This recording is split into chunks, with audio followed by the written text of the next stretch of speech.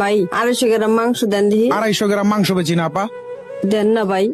আরে আপা কইলাম তো 250 গ্রাম মাংস বেচি না, আধা কেজি নিতে মাংস বেচি না, জানতো ভাই মাংস কেজি কত করে? মামা একদম 480। 480?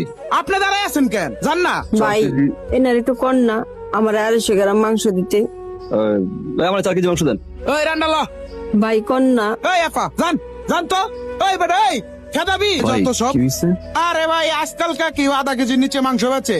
250 গ্রাম মাংস চাইতেছে, পকেটে টাকা নাই, আইসে আবার মাংস খাইতো। যাই আপা, হুলা ওনারা তো খুচরা 250 গ্রাম মাংস বিক্রি করে না, আপনি 250 গ্রাম মাংস দিয়ে কি করবেন?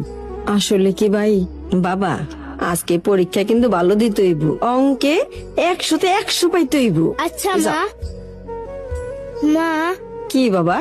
আজকে যদি আমি পরীক্ষায় ভালো করি তোমাকে গরু মাংস দিয়ে ভাত খাওয়াবা?